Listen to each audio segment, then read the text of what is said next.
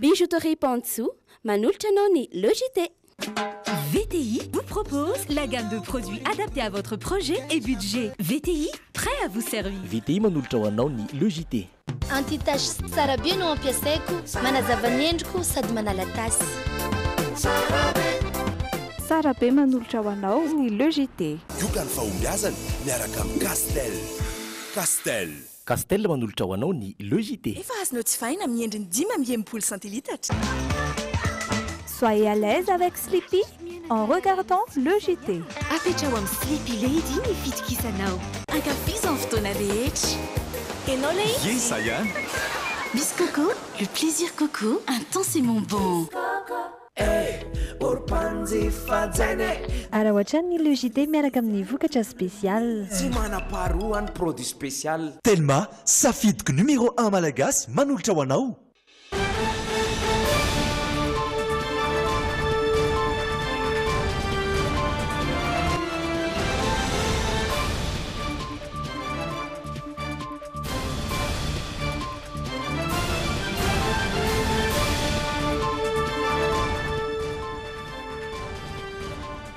Alarbi fa 30 volana May tonga sao tao anatin'ny fotoanan'ny fampalalam-baovao ireto ny lohateny.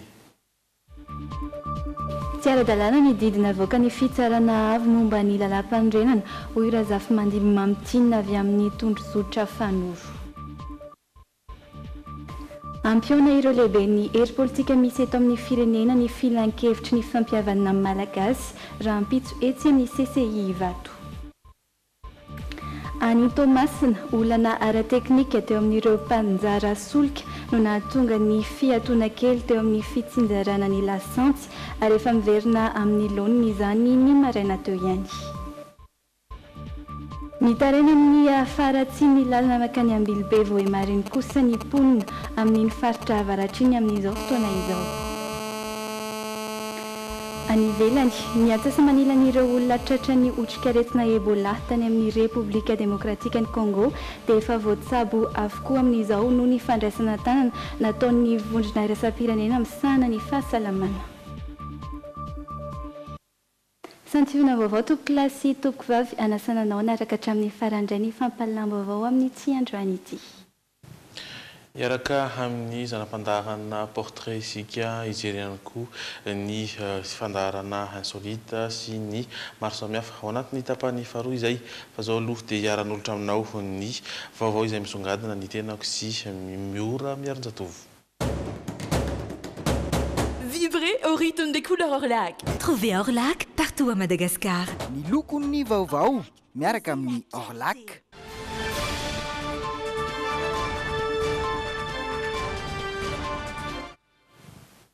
Araka ny efa nambara taminao tao anatin'ny lohateny ary dia tsy ara-dalàna ny didina avoaka ny fitsarana avy momba ny lalam-panorenana hoy Razafy Mandiby Mamitsinina avy amin'ny tondrozotra Fanoro. Manjavozavo avokoa ny zavatra tiany HCC avohitra ho anaty ny fanapahan-kevitra navoakan'izy ireo etsenkilany momba ny raharaha fitoriana ireo solombavambahoaka indray dia tranga efa niverina ny raharaha toy izany ary efa fantatra mazava sady hoe inona no avoakany eo anivony izy ireo hiatrany Razafy Mandiby Mamitsinina tafaresaka tamin'ny Renandriamalala sy Kasambola Manana.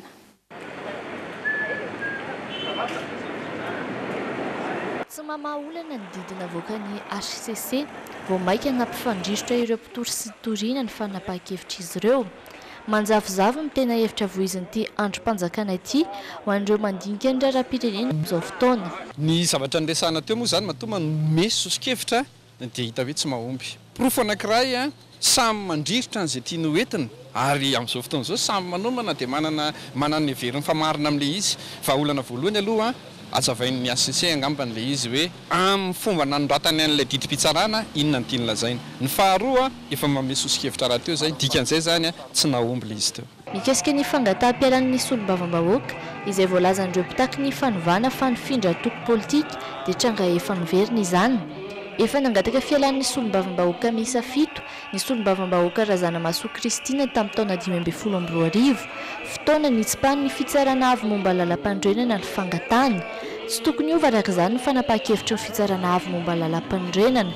Iny ny avy dia efa fantatritsika fa efa nisy ny requête de aloha zay fotsiny ary efa namoaka fanapa-kevitra ny fitsarana avy momba lalam-panorenana mikasika an'izany tokony mitovy ny réaction-ndrareo tamin'ny 2015 sy amin'izao zay zany fahitako azy fa io moa zany dia ho hitantsika eo malalaka moa ny fitsarany HCC dia ho hitantsika eo zay avoaka an'izany mikasika an'izany.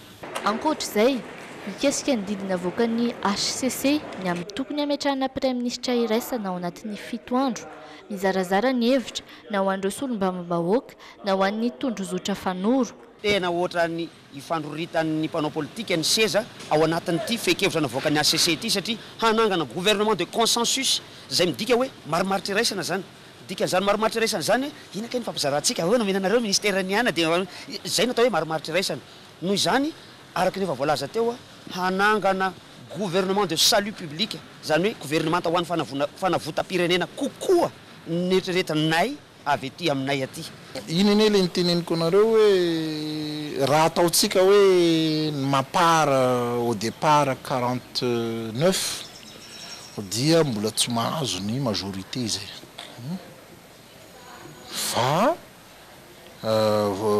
déjà ny mapara efa misy ny mapara 1, mapara 2, mapara 3 donc amiko mila mifanaraka tsara zareo zany hoe mapara firy sy mapara firy moa zany raha zay no resahana etsenkilany koa raha ho vitany mapara rery moa le izy manahoana fa atonge misy force politique hafa maromaro atao amin'ny assemblée nationale ka fahitako azy ny fizirizirina sy ny fanaovana amboletra amin'izany dia tsy tongavana amin'ny tanjona dia ny filaminana. Ny seza raha teo mbola bangany amin'ny anteny meram-pirenena tsy tonga nanatrika ny fidivirina ra-potoana ny solombavam-bahoaka ny fanovana na dia efa nivoaka azy ny fanapa-kevitra ny fitsarana avy momba ny lalam-pandrenana.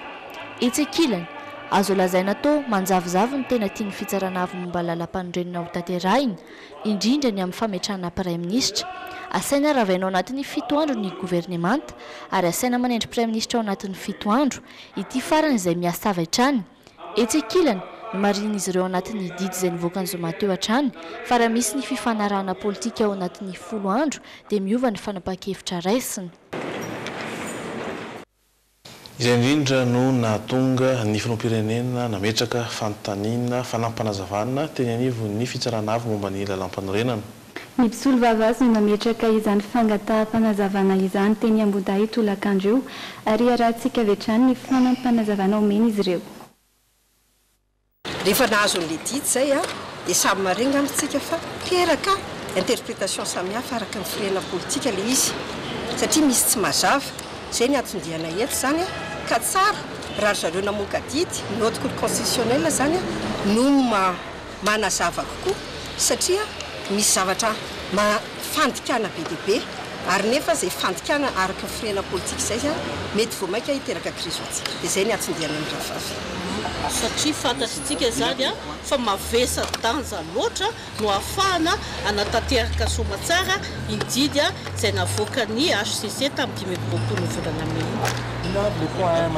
Point anankiroa angambany zay zany tonga dia lazainay mikasika ny délai sy mikasika ny fahefan'ny filoha zay tereniny HCC andikan'le article voalazan'ny constitution.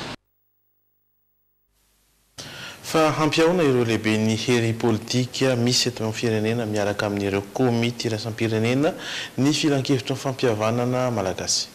Tapaka izany taorian'ny fampitsingiana ny fanesina ataon'ireo teknisiana eo anivon'ny filan-kevitry ny fampihavanana malagasy eny amin'ny CCI Ivato no toerana anaovana izany ary hanomboka amin'ny 3 izany raha mpitso raha ity tatitra hoe tsy ny Ferdinand Ravindramanana sy daholo farakotsiniana ity. Araka ny didina avoaka ny HCC ny zoma lasa teo dia anjaran'ny CFM na ny filan-kevitry ny fampihavanana malagasy no mikaroka vahaolana hampiaonana ireo antoko politika misy eto amintsika. Efa nisy araka izany ny fiaonana ity filan-kevitra ity tamin'ireo panelanelana vahiny izay tonga teto antoerana. Toa ny Sisano sy Ramtanana Lamamra tompon'andraikitra ambony eo anivon'ny vondrona Afrikanina. Na raha nadinika mikatotrano ny fanesy izany tapaka tahorin'izay fa raha pitso alakamisy etsy amin'ny CCI Vato manomboka amin'ny telotra no toerana ampionana ireo lehibe ny antoko politika misy eto amin'ny firenena miaraka amin'ireo komity iraisam-pirenena anasana ihany koa ireo ray aman-dreny ara-drazana ny FFKM sy ny maro hafa hoy ny nambaran'ny filohan'ny filakevitry ny fampihavanana malagasy androany.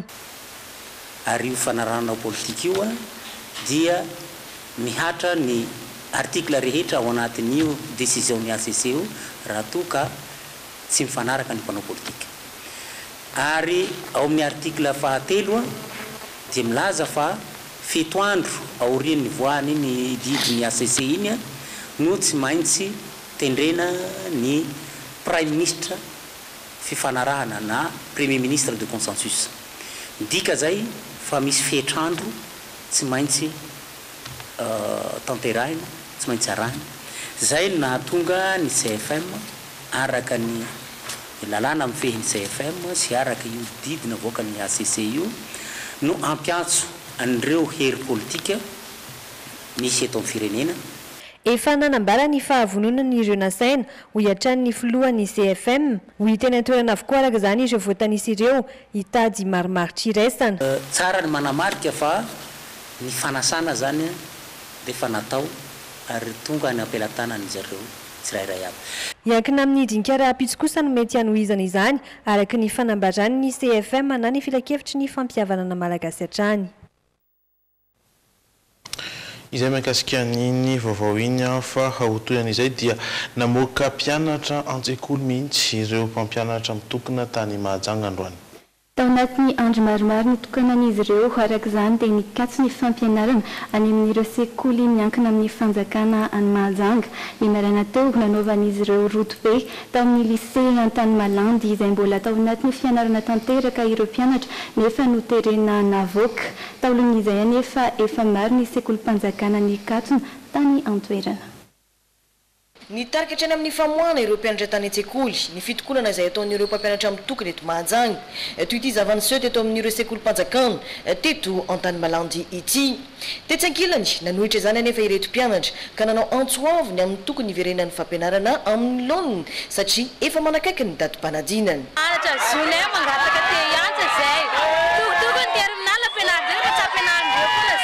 Resultanay ratsy zay mila mianatra karaha mandriazy zay tsy mianatra zay perta zany nisy mpampianatra sy mpianatra zany mifanditra tsy hoe le izy azo teny ahoana fa misy mpianatra misy mpampianatra mbola mianatra zany dia nisakanana mba tsy ampianatra dia iny nisy tsy fifanarahana tamin'ny mpianatra sy mpampianatra le mpianatra zany te hianatra nefa mpampianatra nanakana. Zay zany mila mianatra zay terminal zay voamafy am'izao fotoanany baka fa ho avy efa 3 mois tavela zay mila mianatra zay tsy mila grevy ndreo tsony zay tsontsofindry ho avy isy ny mpianatra ambelay zay mba hianatra fa raha ty fa ho avy baka fa ho avy zay fa mila mianatra zay fianaranay tsara lova tsara indrindra. Kofinay tsy ekenay novandre kara io zay atokona ry androany zay mila mianatra awa baka fa akaiky 3 mois resta zay tsy mandeky raha kara io awa programme vita inteiro zay tokona mianteiro androany profilay ndesin'ireo zay tsy mandeky raha kara io tokona place novandreo any re manao azy fa tsy aty zay vonina ianatra matotonga. Araka ny nambara teto dia teo ampanaovana antero ireo mpianatra sasany ary andalam-pianarana ny hafa no tonga ireto mpampianatra mpitokony. Noho ireo tabataba sy ikika maro samihafa dia voaterina janona ny fampianarana moa ireo mpianatra raha teo navoaka ny ireo mpampianatra mpitokana ny efitrano tsekoly. Fanampanazavana hoentin'ny proviseur ny lycée eto Antanimalandy.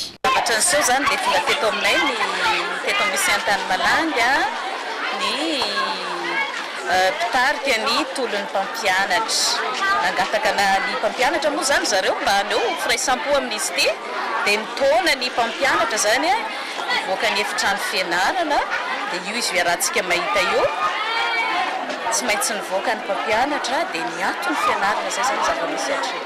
Fianarana no arena sy lova tsara indrindra hoy ny fitenenana hatramin'izay. Ankehitriny anefa to ahehitra sy tsinontsiniavana izany ka ny fanomezana fanabeazana ho an'ireo mpianatra indray no atao atakalinainy. Ny zanaka izy ireo anefa mianatra ara-dalàna eny amin'ireo sekoly tsy miankina ary samy laza mihitsy ireto mpampianatra ireto any amin'ny ainao manjery hafa fa esory amin'ny sekolim-panjakana ny zanakao rehefa tsy mahazaka ny tolony. Ho an'ny eto Mahajanga manokana nanao antso avo ireo ray aman-dreny ny amin'ny tokony andraisan'ny ministera andraikitra feno amin'ny famerenana ny fampianarana. Tsy zaka intsony mantso ireto farany ny mahita ireo mpampianatra mini mitety manidy sekoly amin'ny tsirariny. Zay mahakasika an'iny vaovao iny ary dia ataon'ny politika fitaovana ny fahantrany vaovao vahoaka malagasy. Zay no lohateny nentin'ny gazety Le Monde Afrique raha niresaka tamina mpandinika amin'ny malagasy. Ao anatin'izany indrindra dia nomarian'ny ketakandrinda Rafidson nandritra ny resadresaka nataony fa tsy vahaolana ny fitondrana korotana indray ka ampidinana ny toekarem-pirenena mitondra ny valandresaka amintsika ary Irina Andray Malala sy Kasambola Manana. Nandresy ny filoham-pirenena tamin'ny didina avoakany HCC ny zoma teo raha ny fanazavana voaray tamin'ny gazety Le Monde Afrique. Fanapa-kevitra mihibany navoaka ny fitsarana avy momba lalam-pandrenana saingy mandidy ny filoham-pirenena Perinasy hanendry praiminisitra iraisana ao anatin'ny 7 andro. Ny praiminisitra izay hanomana ny fifidianana mialohan'ny fotoana manoloana izany nipetraka ny fanontaniana avy amin'ny gazety Le Monde raha mahaolana eto amin'ny firenena tokoa ny didina avoakany HCC. Raha tafaresaka tamin'ny mpandinika iray Ketakandrina Rafidson ny mpanao gazety dia namaly ity mpandinika ity fa hitan'ny HCC ny tsy fanajana lalam-pandrenana nataon'ny filoha tamin'ny tsy nametrahany HCJ saingy tsy nosaziany ity farany. Tokony napetraka ho izy nianatra mba hahafahan'ny filoha manaraka eo maka-lesona ary tsy hiverenany tahaka ireny intsony. Namafisiny Ketakandrina Rafidson resaka taminy hoe raha toa voala teo amin'ny toerana ve izany ny filoha Hery Rajaonarimampianina dia mety ho vahaolana ve ny fandraisan'ny filohan'ny antenimiran-doolona ny fitondrana. Mikasika ireo fampihavanana tanterahany vondrona iraisam-pirenena dia nomarian'ity mpandinika iray ity fa tokony hisy fepetra mialoha aroson'izy ireo mba hisorohana fiverimberenany tranga toy izao. Efa hita tsikelikely ihany koa ny fivoaran'ny firenena ka ampitotongana ny ezaka indray ny fidirana anatina krizy vaovao. Nambarany tao anatin'ny resadresaka ihany koa fa tsy krizy no lalovan'ny Madagasikara amin'izao fa fikorotanana kely ihany. Ataon'ny mpanao politika fitaovana ho fanakorontanana ny fifidianana ho izy ny hetsika amin'izao. Hetsika izay tsonjovana ny tombotsoan'olombitsy.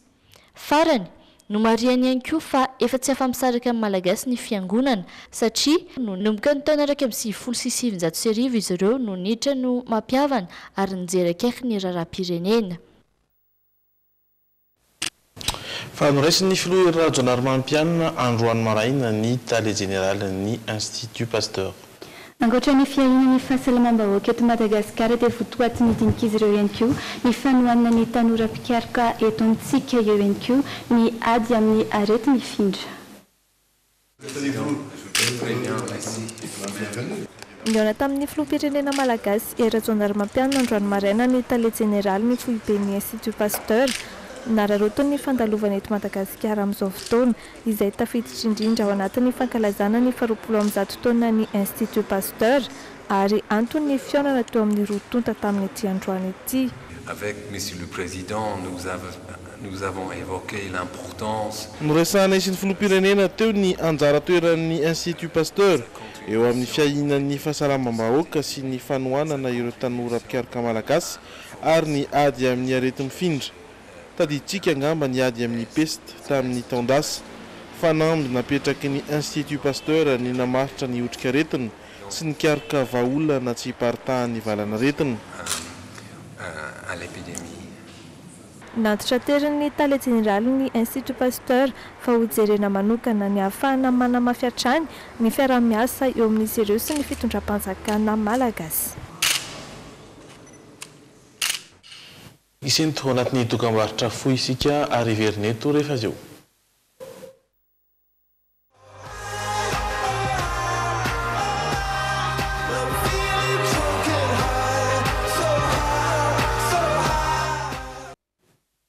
Soranao mbola miaraka aminay izao takariva izao ary anohin'ny fotoana isika izy ho an'ny Tomasina avy hatrany. Vaovao ny paritaka tany mantsy ny hoe lany ny solika tany antoerana.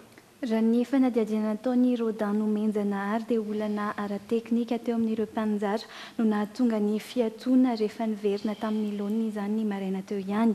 Tsy avy amin'ireo mpiasa ny fahadiseranana araka izany ny olana fa efa nisy ny fifanarana natao mba hamohana hatrany ny solika tonga any amin'ny toana rehetra eto Madagasikara. Elany tsofa lany avokoa ny solika eny amin'ireo mpanjara izany eto Toamasina.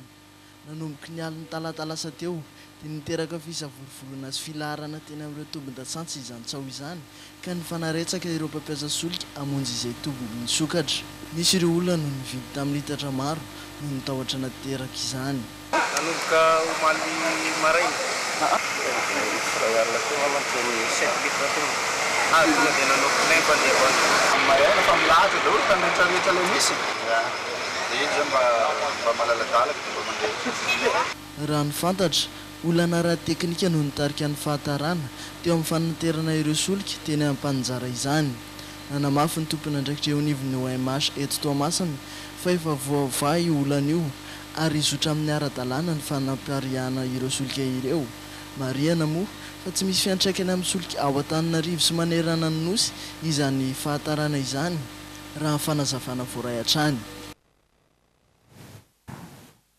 Ary ao anatin'izay vaovao izay hatrany dia ny fijerevana ny fangatahany olona any amin'ny faritra avaratry ny nosy iny ny fanamboarana ny lalana mampitohy any Ambilobe sy Vohimara.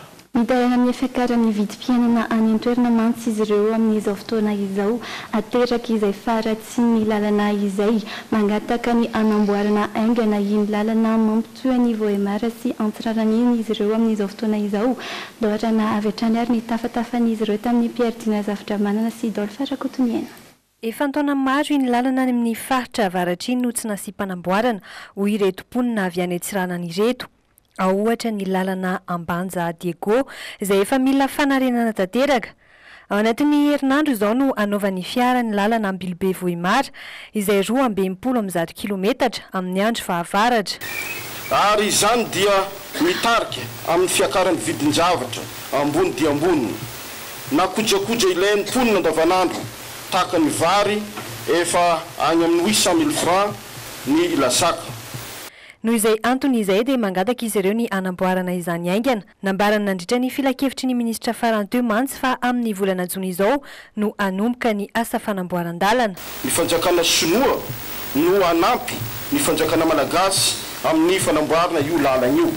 Ka ny fanirianay dia mba tsy ova intsony fa tonga dia mba ho vita zany manomboko amin'izao volana Jona zao ny fanamboarana lalana Ambilobe Vohimara. Tsara ny mampatsiahy fa anisan'ireo faritra manan-karena amin'ny vokatra toy ny kafe, lavanily, jorofo ary ny maro hafa ny faritra avaratriny.